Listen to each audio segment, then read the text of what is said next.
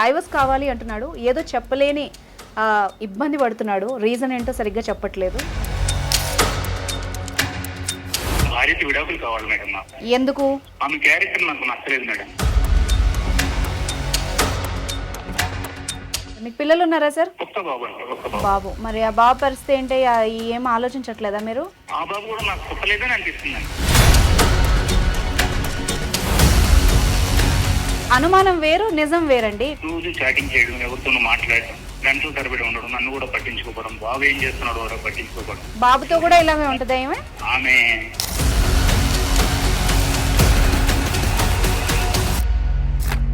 వివాహిత సంబంధం ఉండాలని రూల్ ఏముంది? రంకు నేర్చింది గుంపు నేర్చుతుంది అన్నట్టుగా రెడ్ హ్యాండెడ్ గా నేను చూశాను. ఒక నా తండ్రి మీకు ఎలా కన్ఫర్మ్ అయింది సార్? బయట నుంచి వచ్చిన మేడం. వచ్చిన వెంటనే రూమ్ లో వాళ్ళిద్దరు అర్ధనగ్నంగా కనిపించారు మేడం. బట్టలు లేవు, ఏమీ లేవు, ఇద్దరు కనిపించారు. ఇంకా రెడ్ హ్యాండెడ్ గా దొరికిపోయారు మేడం. దొరికిపోగానే ఇద్దరిని నేను ఇంకా పిచ్చెక్కిపోయింది. నా కన్న తండ్రితో నువ్వు ఇల్లీగల్ కాంటాక్ట్ పెట్టుకుని ఏం చేశానని అడుగుతున్నావు. రూమ్ లో ఉంటే మాత్రాన రూమ్ లో మీరు అర్ధనగ్నంగా ఉండడం ఇస్తున్నాను కదా, ఇంకంతకంటే ఏం కావాలి ఆధారం? నేను వెళ్ళిపోతా అనుకుంటున్నావా? ఎవరికైతే చూపించాలో వాళ్ళకి చూపించాను. వాళ్ళకి చూపించుకోపో, ఏం చేయాలనుకున్నావు?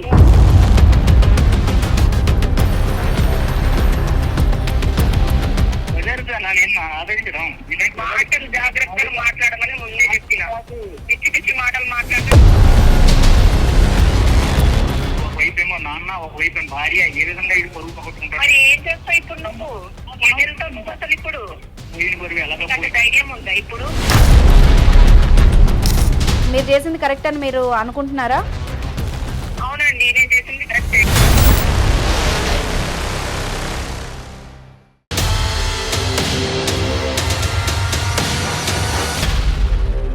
నమస్తే, welcome to legal talk with Anusha. ఇవాల్టి మన గెస్ట్ శివకుమార్చారి గారు, అడ్వకేట్. వారితో మాట్లాడదాం. నమస్తే అండి. శివకుమార్ గారు, మన లీగల్ టాక్ గురించి తెలిసిందే కదా. సో ఎవ్రీ వీక్ మనం ఒక ప్రాబ్లం తీసుకుని బాధితుల తరఫు నుండి మనం దానికి ఒక సరైన గైడెన్స్ కానీ సొల్యూషన్ కానీ వాళ్ళకి న్యాయపరంగా ఎలాంటి లీగల్ హక్కులు ఉంటాయో చెప్తూ ఉంటాం. సో ఇప్పుడు మనకి వ్యూవర్షిప్ కూడా చాలా పెరిగింది. సో వ్యూవర్స్ ఒక విన్నపం అండి, అందరూ కాల్స్ చేస్తున్నారు, కొంతమందికి బిజీ వస్తుంది. మ్యాక్సిమం మీరు వాట్సాప్ చేయడానికి ట్రై చేయండి దయచేసి. ఎందుకంటే చాలామంది చదువురాని వాళ్ళు కూడా మెసేజ్ టైప్ చేయడానికి ఇబ్బంది పడుతున్నారు. వాళ్ళ కోసం ఆ కాల్ నెంబర్ పెట్టాం. కొంచెం ఏజ్డ్ వాళ్ళు కానీ చదువురాని వాళ్ళు కానీ కాల్ చేసే వెసులుబాటు కల్పించండి. మిగిలిన వాళ్ళు మాత్రం తప్పకుండా దయచేసి వాట్సాప్లోనే మీ మెసేజెస్ పెట్టడానికి ట్రై చేయండి. ఓకేనా సార్? అయితే మనకి ఈ వీక్ ఇంకొక ప్రాబ్లం వచ్చింది. ఒక వ్యక్తి కాల్ చేశారు నాకు. ఆయన ఏంటంటే డైవర్స్ కావాలి అంటున్నాడు. ఏదో చెప్పలేని ఇబ్బంది పడుతున్నాడు. రీజన్ ఏంటో సరిగ్గా చెప్పట్లేదు. నిజానికి డైవర్స్ కావాలంటే బయట లాయర్ దగ్గరికి ఎక్కడికి వెళ్ళి వెళ్ళొచ్చు. బట్ మన లీగల్ టాక్ కాల్ చేశాడంటే ఖచ్చితంగా దాని వెనక ఇంకేదన్నా రీజన్ ఉందేమో.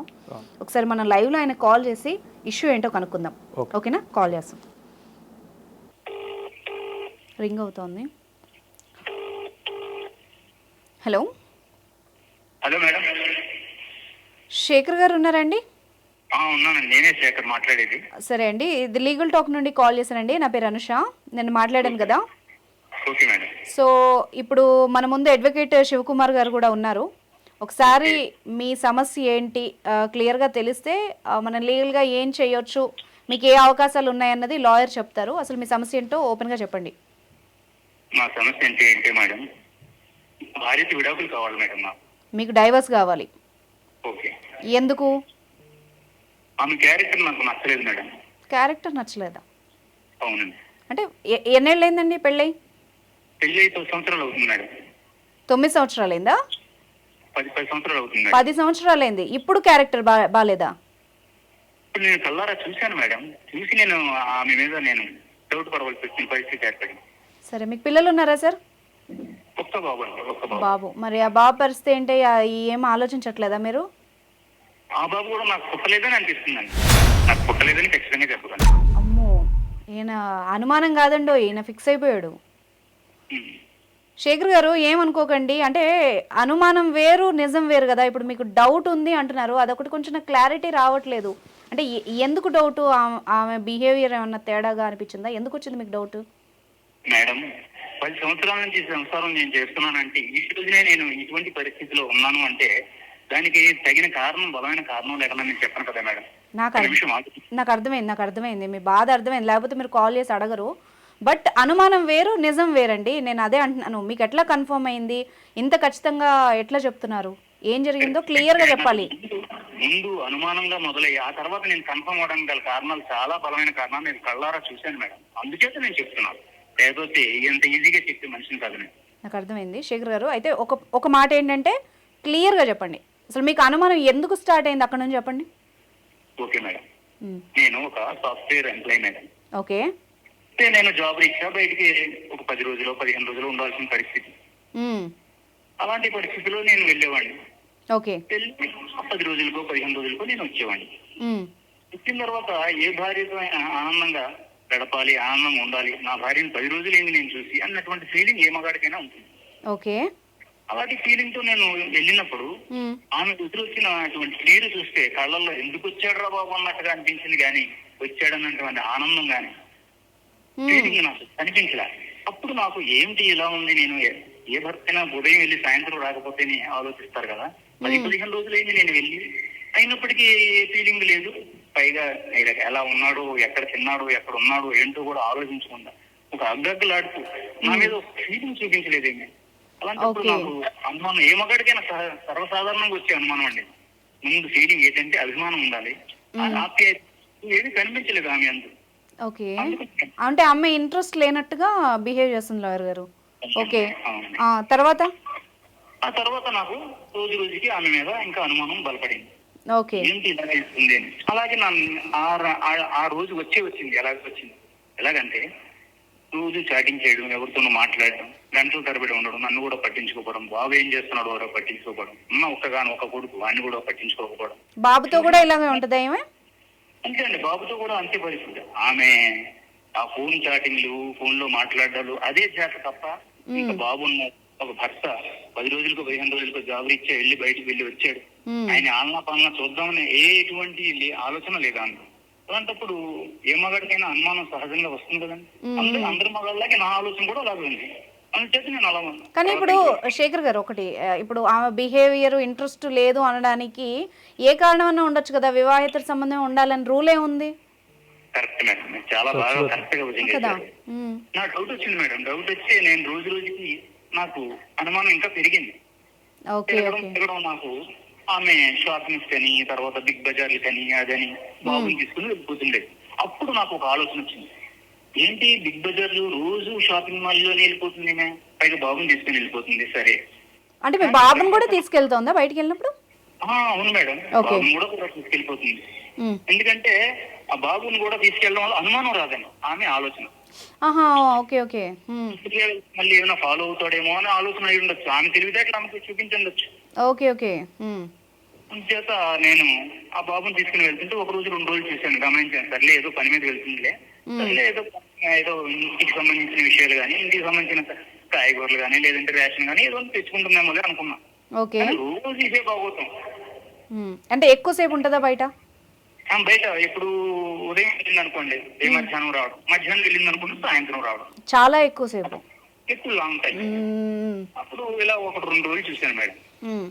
చూసి ఇలా కాదు, మనం ఫాలో అవుదాం అసలు అని చెప్పి తర్వాత నేను ఫాలో అవడం జరిగింది. ఓకే.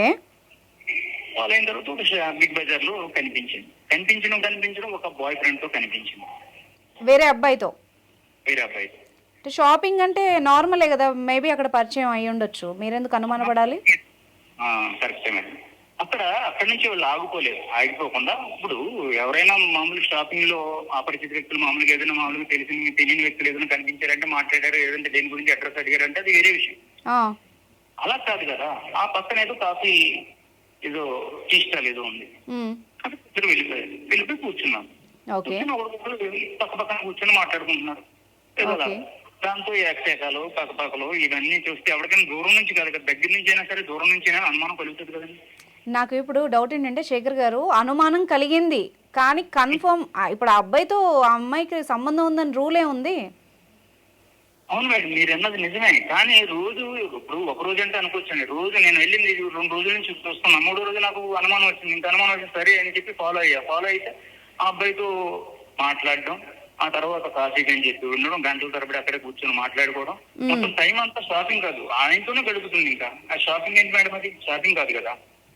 కానీ ఈ రీజన్ మీద మీకు డైవర్స్ రావండి, అంతే కదా?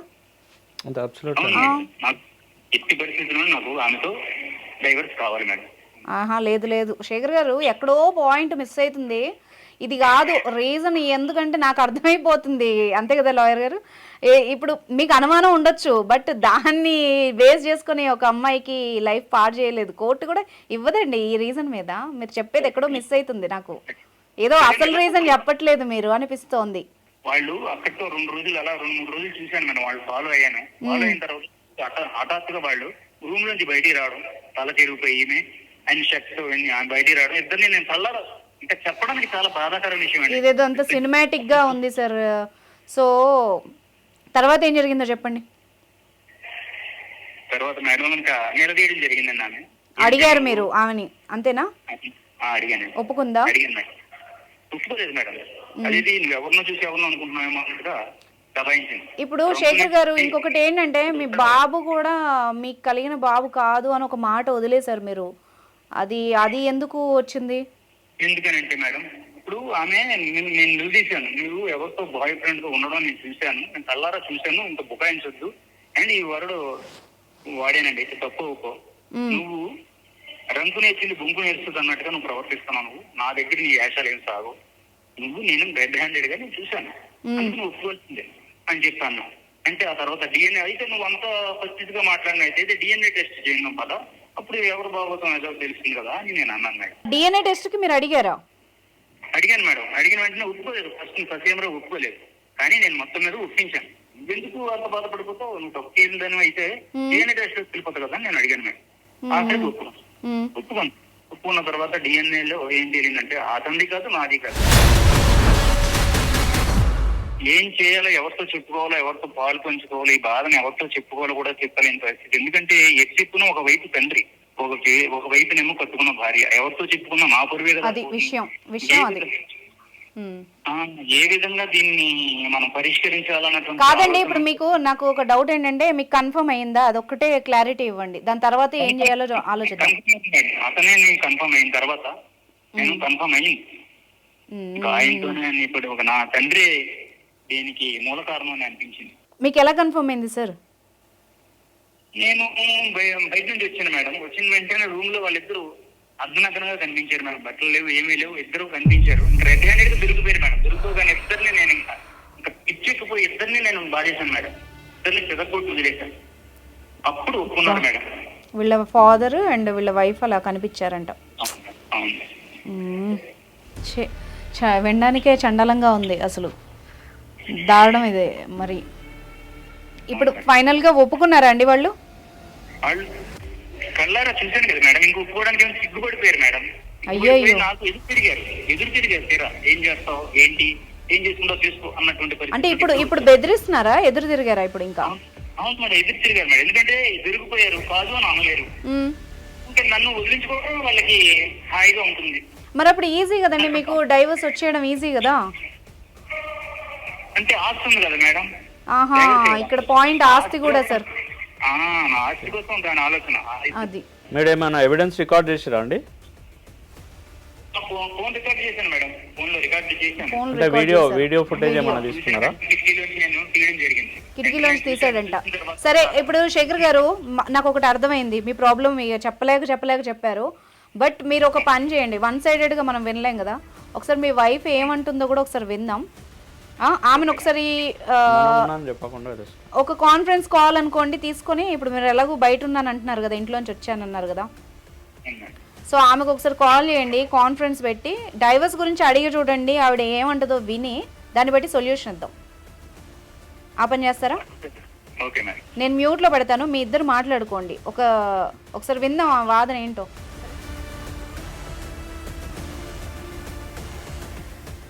చెప్పు. అదే మన సమస్య గురించి నేను లాయర్ గారికి పెట్టాను. ఏంటి?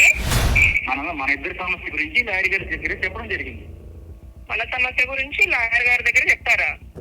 ఎవరి దగ్గర చెప్తారు మీరు? మరి నువ్వు చేసిన బాగోతులన్నీ అలా చూస్తూ ఊరుకోమంటావా?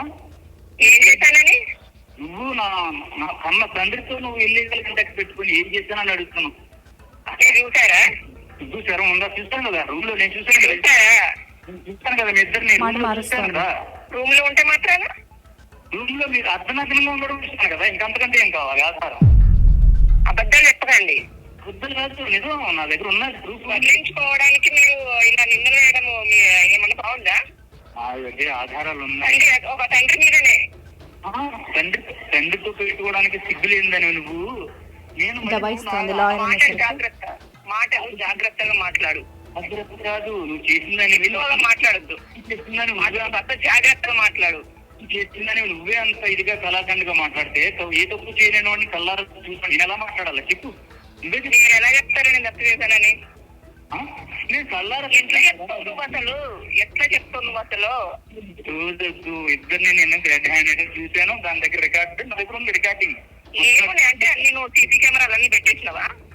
ఇంకా చేశాను నేను. సీసీ కెమెరాలతో చేశానా, లేదంటే నా ఫోన్ కాల్ లో చేశానా, లేకపోతే నా ఫోన్ మొబైల్ లో చేశానా, ఎందుకు నీకు అనవసరం. నా దగ్గర ఆధార్ గారి దగ్గర నేను ఏం ఆధారాలు ఉన్నాయా? ఏం ఆధారాలు ఉన్నాయి చూపించు. ఆధార్ నీకు నేను బెదిరిస్తున్నావా? ఎవరిని బెదిరిస్తున్నావు నువ్వు అసలు? బెదిరిస్తే నేను బెదిరిపోతా అనుకుంటున్నావా? ఎవరికైతే చూపించాలో వాళ్ళకి చూపించాను. వాళ్ళకి చెప్పాను. చూపించుకోపో. ఏం చేయాలనుకున్నావు నువ్వు? అదే చేసుకో. ఏం నాకేం చేసుకుంటో భయం చేసుకో లేదా? అంటుంది. నువ్వు మా నాన్న వేసే వేషాలన్నీ నాకు తెలుసు. మీ ఇద్దరు కలిసి ఏం నీకు తెలుసు?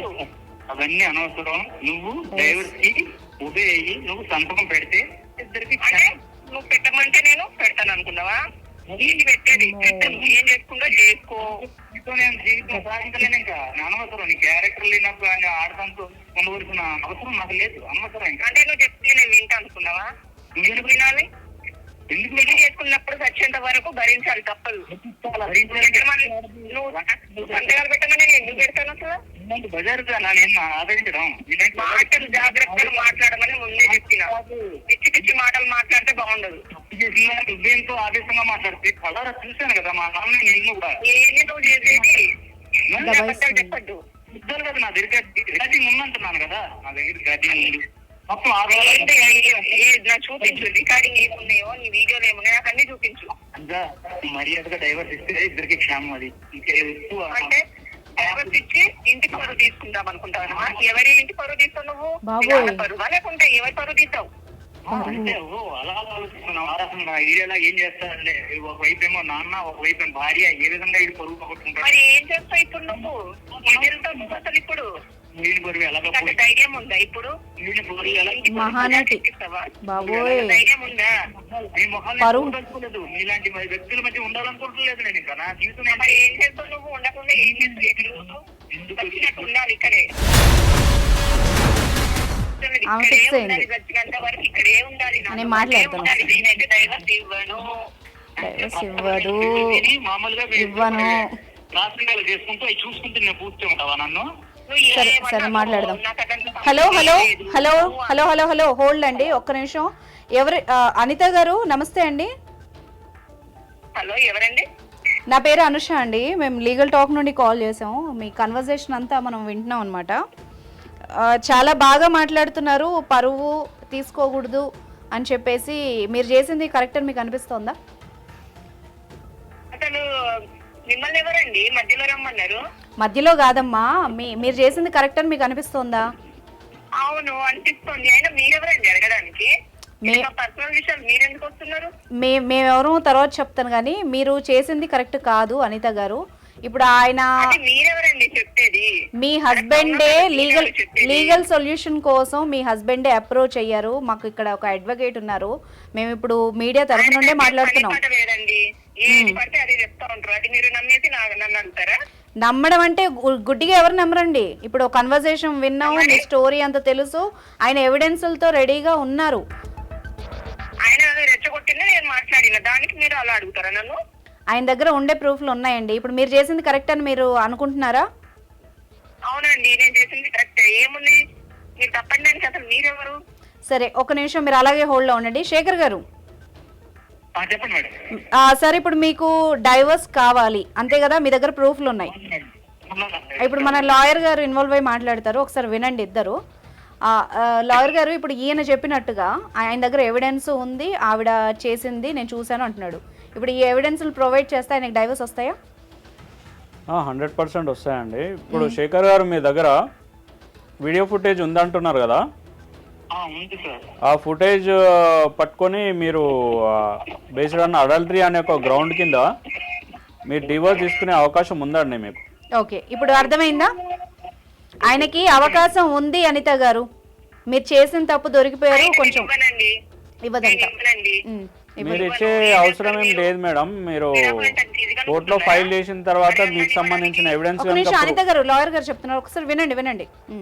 మీకు సంబంధించిన ఎవిడెన్స్ కనుక ప్రూవ్ అయితే కంపల్సరీ కోర్టు అనేది కంపల్సరీ డివోర్స్ డిక్లేర్ చేస్తుంది.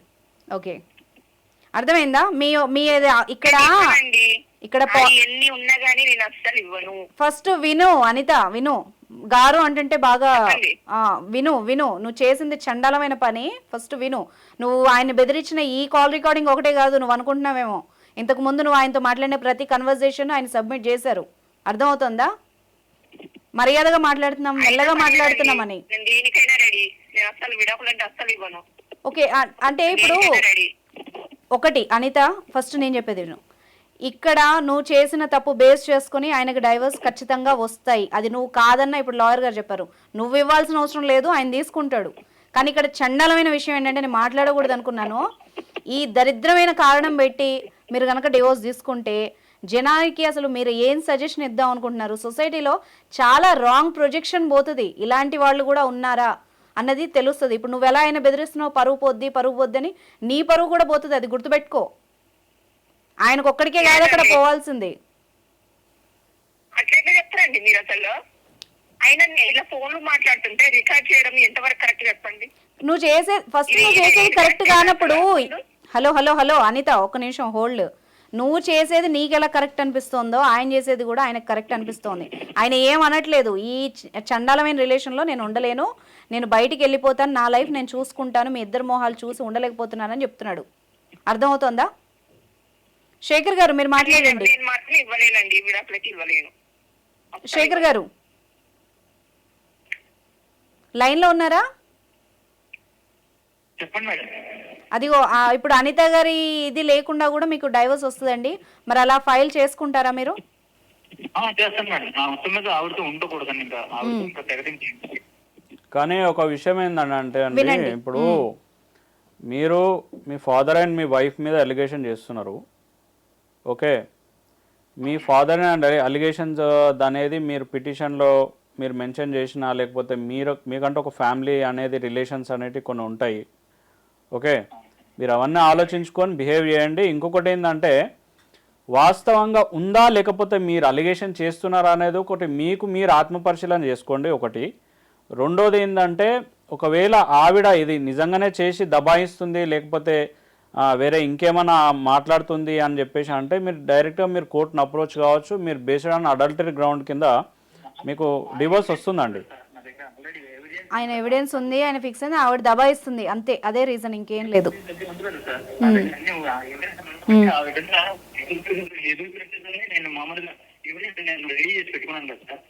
ఎవిడెన్సెస్ ఉన్నాయి ఇక్కడ క్లియర్గా. ఇప్పుడు అనిత గారితో మాట్లాడాలి మనం, శేఖర్ గారితో కంటే కూడా. అనిత గారు ఒక కంక్లూజన్కి వచ్చేద్దాం. అనిత గారు మీకు అర్థమవుతుందో లేదో, మీరు ఆయన పరువు తీస్తారా అని అడిగే బదులు ఒకసారి మీరు కూడా ఆలోచించుకోండి. మీకు అదే కదా, మీరు ఏం సాధించరు, లాస్ట్కి ఆయన పరువు తీసినా మీ పరువు తీసినా ఒకటే అక్కడ. అర్థమవుతుందా? దీన్ని బట్టి ఒకసారి మీరు అన్నట్టు ఒకసారి సెల్ఫ్ చెక్ చేసుకోండి. మీకు ఇప్పుడు బాబు ఉన్నాడు, పెద్దగా అవుతాడు, రేపు ఈ విషయం బయటకు వచ్చింది అనుకోండి, ఆ బాబు మొహం ఎట్లా చూస్తారు అనిత గారు? మీరు ఏం ఆన్సర్ చెప్తారు రేపు క్వశ్చన్ వేస్తే? బాగా బెదిరిస్తున్నారు మీరు.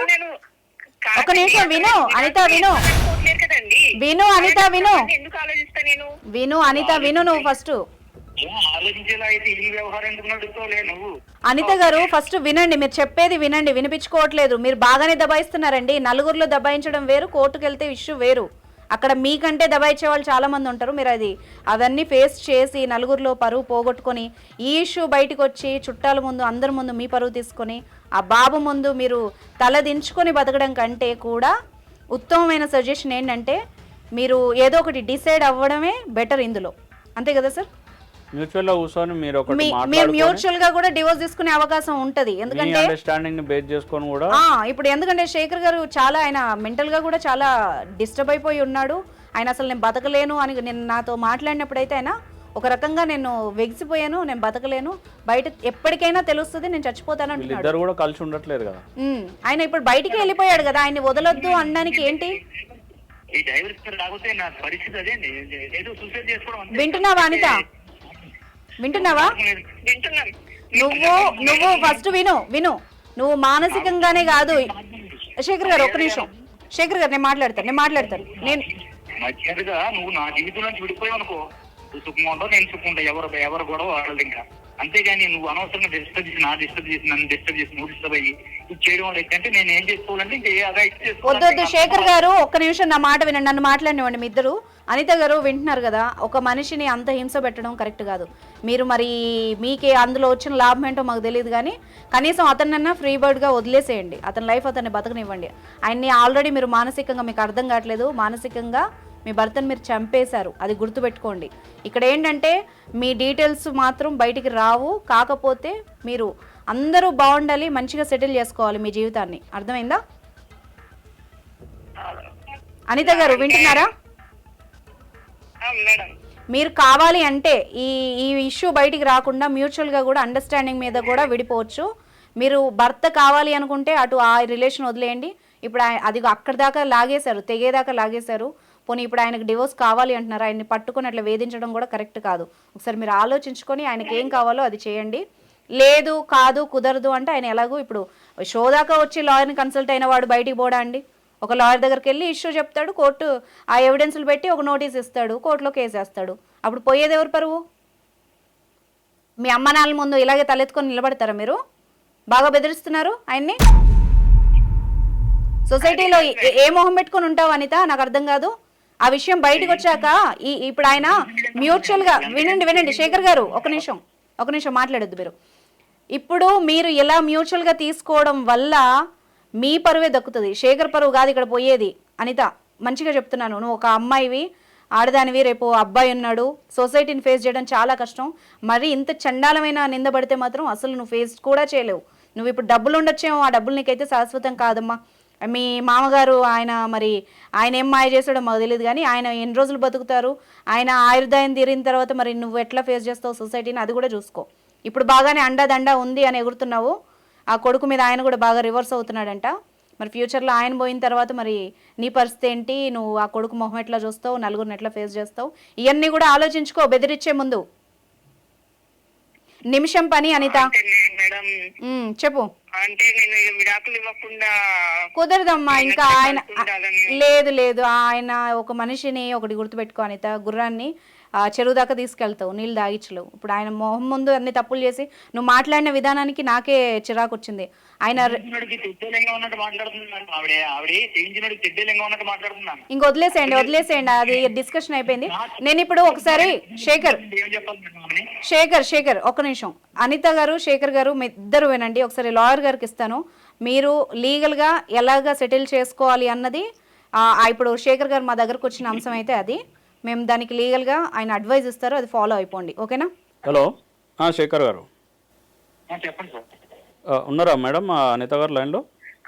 ఉన్నాను సార్. చూడండి, ఇప్పుడు మీరు ఏదైతే ఇష్యూ గురించి ఫేస్ చేస్తున్నారో, అతను ఒక దగ్గర మీరు ఒక దగ్గర, ఆల్రెడీ మీరు లీగల్లీ కాకుండా అన్అఫీషియల్గా మీరు విడిగానే ఉంటున్నారు, అవునా? అంతే, ఇంకా విడిపోయినట్టే కదా అది. అంతే కదా. ఇప్పుడు మీరు అఫీషియల్గా మీకు డివోర్స్ రాలేదు, కానీ మీరైతే విడిగానే ఉంటున్నారు. మీరు ఒక దగ్గర, ఆయన ఒక దగ్గర, ఆయన పని ఆయన చేసుకుంటున్నారు, మీ పని మీరు చేసుకుంటున్నారు. కాకపోతే ఇదే విషయాన్ని బేస్ చేసుకొని ఇప్పుడు ఆయన ఈ విషయాన్ని మీరు సరే అమికేబుల్లీ మీరు ఇద్దరు సెటిల్ చేసుకొని మర్యాదపూర్వకంగా ఒక పంచాయతీ, పెద్ద మనుషుల పంచాయతీ పెట్టి కూర్చునే పంచాయతీ కాదు. చాలా చండాలమైన విషయం ఇది, ఎట్లా చెప్పుకుంటారు? వినిపిస్తుందా అండి? ఇది పెద్ద మనుషుల మధ్యలో కూర్చొని తెంపే పంచాయతీ అసలు కాదు. మీరు ఆల్రెడీ మీరు ఎవిడెన్స్ ఉన్నది, మీరు కలెక్ట్ చేసుకున్నారన్న చేతిన తర్వాత మీరు తర్వాత మీ మనసు మార్చుకొని ఉన్నా కూడా మీరు ఉండలేరు. ఓకే, ఆ విషయం మీకు కూడా తెలుసు అనిత గారు. మీ హస్బెండ్ ఏం అలిగేషన్ చేస్తున్నాడు, ఏంది ఏం సంగతి, ఆ పూర్తి విషయాలు మీ ఇద్దరికి తెలుసు. మీ ఇద్దరి మధ్యలో వర్టికల్లీ ఎప్పుడో డివిజన్ వచ్చింది. ఓకే, డివిజన్ వచ్చిన తర్వాత కూడా మీరు ఇవ్వను అని అంటే మీరు ఏ విధంగా ఆయనతో కలిసి ఉంటారు, ఆయన మీతో ఏ విధంగా కలిసి ఉంటారు? ఓకే, మీ సంసారం ఒకవేళ మీరు అట్లా కూడా కలిసి ఉన్నా కూడా పట్టి నామం పెడితే గుడెనకకు పోయి తూడిపేసుకున్నట్టు ఉంటుంది. సో మీరు ఏం చేసినా కూడా మీరు ఒక్క దగ్గర కలిసి ఉండేది అనేది పూర్తి స్థాయిలో అది సాధ్యం కాని పని. అది బలవంతంగా ఇదేమన్నా సినిమానా కట్టేసి బలవంతంగా ఆయనని మీరు కట్టేయలేరు, మిమ్మల్ని ఆయన కట్టేయలేడు. ఓకే, మీరిద్దరు ఒక కంక్లూజన్కి వచ్చేసి మీకున్న సిచ్యువేషన్ సినారియోని బేస్ చేసుకొని మీరు ఒక అండర్స్టాండింగ్కి వచ్చి మ్యూచువల్గా మీరు డివోర్స్ తీసుకొని మీ దారిలో మీరు ఉండండి, ఆయన దారిలో ఆయన ఉంటాడు. ఓకే, తర్వాత మీరు ఆయన అలిగేషన్ చేసిన విధంగా మీరు మామనే పెళ్లి చేసుకుంటారో లేకపోతే మీ జీవితం మీ స్ట్రైట్ ఫార్వర్డ్గా మీ లైఫ్ ప్రకారం మీరు వెళ్తారో అనేది మీకు సంబంధించిన డిసిజన్. ఆయనతో ఉండవనండి, ఇంకా ఆయన వదిలేస్తే చాలు, పాపం బతికిపోతాను అంటున్నాడు. అట్లా కాదు, మీరు మీకు సంబంధించిన గన్ వేల్చేది ఉంటే ఆయన భుజాల మీద ఎందుకు పెట్టి వేలుస్తున్నారు? మీరు మీకు సంబంధించిన విషయాన్ని మీకు నచ్చినట్టు మీరు బతకాలనుకుంటున్నారు కాబట్టి ఆయనని జరిపేసేయండి అఫీషియల్గా. అంతే, ఆమెకు అఫీషియల్గా ఆయనని జరిపేసేయండి. ఆయనని మ్యూచువల్గా ఆయనకు డైవర్స్ ఇచ్చి మీరు ఏ తందానైనా వేసుకోండి. అంతే, నేను చెప్తాను ఇంకా అంతేతో అయిపోయి మాట్లాడతాను. హలో అనిత, ఇప్పుడు బాధపడి ఏముందిలే కానీ ఇంకేడోకలే కానీ ఇప్పుడైతే నీకు లీగల్గా అయితే అర్థమైంది. ఇప్పుడు దాకా నువ్వేమనుకున్నావు, ఆయన ఎవరికి చెప్పలేడనే కదా ఇంత ఆడావు, అర్థమైందా? ఇప్పుడు ఆయన మా దగ్గరకు కాకపోయినా కూడా ఆయన ఎక్కడికైనా వెళ్ళి కూడా ఆయన డివోర్స్ తీసుకుంటాడు, అది పెద్ద విషయం కాదు. కాకపోతే ఇక్కడ పరువు ఎవరిది పోతుంది అన్నది కూడా నువ్వు ఒకసారి ఆలోచించుకో. నీ జీవితమే పాడైపోతుంది అనవసరంగా, నలుగురిలో అల్లరి అవ్వకు. నా సిన్సియర్ సజెషన్ అయితే ఇది, అంతే కదా సార్? ఎందుకంటే సొసైటీకి కూడా చాలా ఇది రాంగ్ మెసేజ్ వెళ్తుంది. అంటే ఎలాగో ఈ షో ద్వారా బయటపడిపోయింది, కాకపోతే ఇంకెవరైనా కూడా చెయ్యకుండా ఉండడం కోసం మేము మాట్లాడాల్సి వస్తుంది, అర్థమవుతుందా? ఇది కొంచెం కొంతమందికి గుణపాఠం అవుతుంది అని మేము ఇష్యూ తీసుకోవాల్సి వచ్చింది. సో ముందు ఓకే శేఖర్ గారు, ఇంకా మీ జీవితం మీరు గడపండి. మీరు మెంటల్గా ఏం డిప్రెస్ అవ్వాల్సిన అవసరం లేదు. మీకు ఎలాగో జాబ్ ఉంది, మీ జీవితం మీరు గడపండి. ఇంకా ఆవిడ ఏం చేసుకుంటుంది అన్నది మీకు అనవసరం. మీరు అన్నట్టుగా మ్యూచువల్గా అయితే తీసేసుకోండి. ఓకేనా అనిత? ఓకే, ఇంకా అనిత ఆయన బెదిరియకమ్మా, బెదిరిస్తే నువ్వే నష్టపోతావు ఎక్కువగా, ఇది మాత్రం నేను చెప్పాలనుకుంటున్నా, అర్థమవుతుందా? ఓకే, ఉంటానమ్మా. ఉన్నారు సార్, చెప్పండి. ఓకే అండి, వెల్కమ్ అండి, వెల్కమ్. ఓకే అండి, థ్యాంక్ యూ సో మచ్ అండి, ఉంటాను. సో మొత్తానికి శేఖర్ చెప్పలేక ఒక అతిపెద్ద ట్విస్ట్ని రివీల్ చేశాడు. నిజంగా అసలు ఎంత దారుణంగా ఇష్యూ కూడా కాదు కదా. సో అందుకోసమే ఆయన మన ప్రోగ్రామ్కి కాల్ చేసి ఉంటాడు.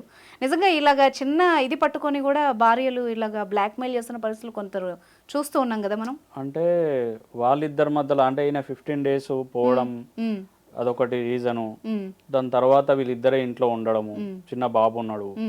ఓకే, దాని తర్వాత ఈయనకు సంబంధించిన విషయాలను కానీ లేకపోతే ఆ ఫాదర్ ఎట్లా బ్లాక్మెయిల్ చేసిండు, ఆమె బయట తిరగడం, ఆమె వాళ్ళ కొడుకుకి చెప్తా అని బెదిరించిండొచ్చు, లేకపోతే వేరియస్ రీజన్స్ ఉండొచ్చు, చాలా కారణాలు ఉంటాయి వీటిని. కాకపోతే బలైపోయింది మాత్రం శేఖరే కదా. ఆమె కమిట్ కావడానికి కారణము వెనకాల వేరియస్ రీజన్స్ ఉండొచ్చు. ఆయన వాళ్ళ ఫాదర్ ఆమెను ఏం బ్లాక్మెయిల్ చేసిండు, కోడల్ని ఏం బ్లాక్మెయిల్ చేసిండు అనేది ఎవరికి తెలియదు.